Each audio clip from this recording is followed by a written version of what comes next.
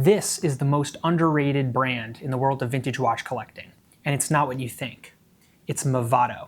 Today we've assembled over a dozen timepieces ranging in age from the 1940s up to the present day, and I think these pieces demonstrate why Movado is the next big thing in the world of high-end watch collecting. Let's get into it.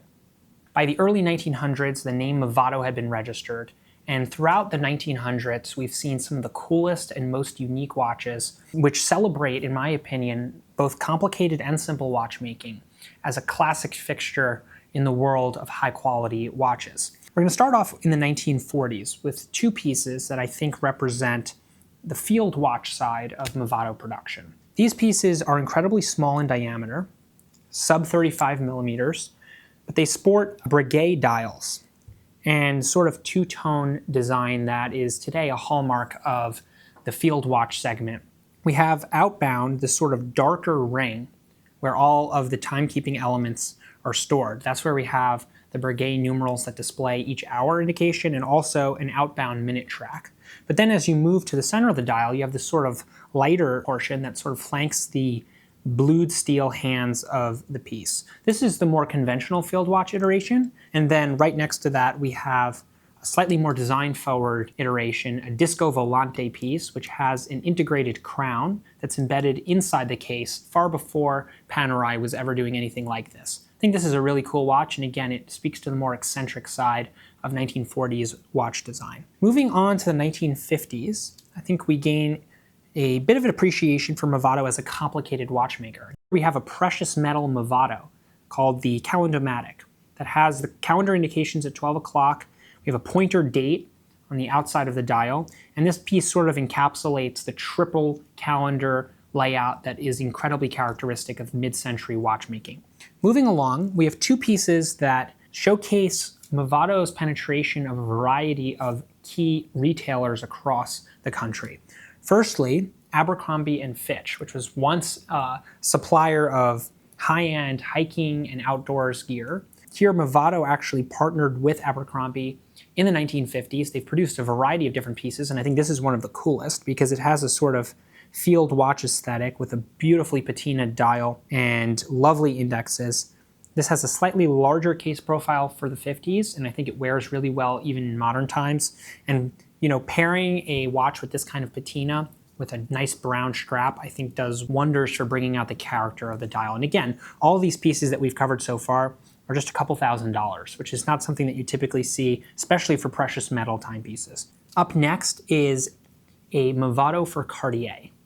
This is one of the watches that I think really demonstrates just how respected Movado was in the 1950s. This piece, I think, is an excellent transition point as we start to talk about Calatrava style watches. Incredibly simple, precious metal timepieces made by Movado in mid-century that I think capture a lot of the aesthetic that you'd find on significantly more expensive vintage Patek Philippe watches, Vacheron watches, Audemars Piguet pieces, and I think that this piece in particular is an incredible value when you consider that you're getting a watch that sort of encapsulates both Cartier and Movado during the period for sub $10,000 in precious metal with a manually wound movement. Nice and elegant and simple aesthetics. This piece is a standout. The next range of watches that I have, we have four more Calatrava style pieces, and they're categorized into two distinct groups. On the one hand, we have the Kingsmatic movement pieces. These are automatic winding Calatrava pieces. Released in the mid-1950s, the Kingsmatic movement was one of the most important in Movado's history, and it's part of the reason that Movado is still around today.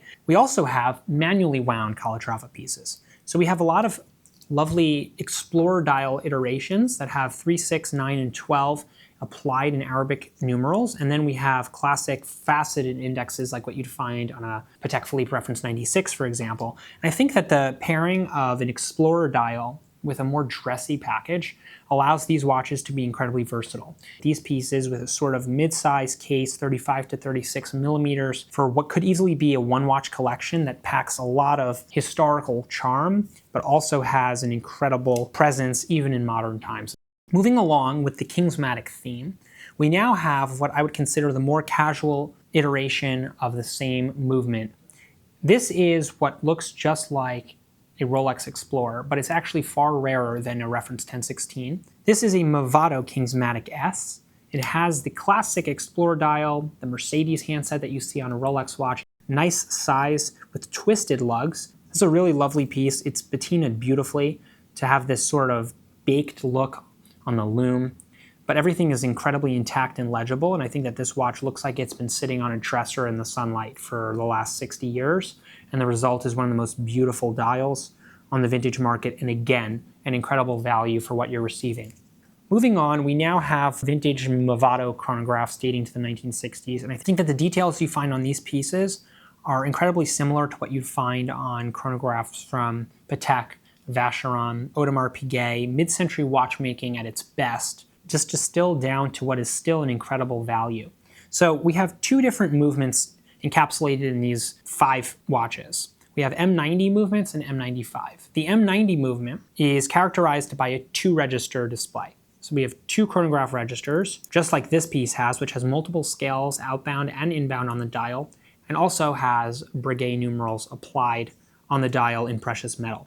The M90 and M95 movements are especially recognizable because of their inverted pusher layout. In other words, the start and stop pusher is the pusher at 4 o'clock, and the reset pusher is the pusher at 2 o'clock. And I actually think it adds a little bit of personality to this watch. It's not like another chronograph on the market. It has its own little idiosyncrasies to it. This particular M90 chronograph comes with its matching pin buckle, which is also really cool and showcases this sort of grooved aesthetic that mimics the multi-stepped bezel of this piece. I think for the money, this watch has so much vintage charm. Moving on, we have M95 chronographs, and I have 4 that I've selected here. These are 3-register chronographs, much more like a Carrera or Daytona, and these come in so many different iterations, and I think, again, that's one of the cool things about these pieces is that they're really, really rare. Movado made quite a few M95 chronographs, but when you start to break them down into the details, very few of each iteration were made, and I think that that's one of the coolest verticals that you could choose to collect in the world of vintage pieces. Take, for example, this M95, which has classic tasti tondi pushers. Tasti tondi pushers, a characteristic of the Patek Philippe reference 1463 and other early Patek Philippe chronographs, are characterized by their engraved finish on the surface of the pusher. And we see this as sort of a pump pusher aesthetic that Patek Philippe sort of popularized in the modern market. And we find them on Movados for a fraction of the price. So if there's a theme that you can notice so far, it's that these watches are still relatively under the radar. We have precious metal cases paired with classic aesthetics, mechanical movements, and I believe that this is the next big thing in the world of vintage watches. We'll see you next time.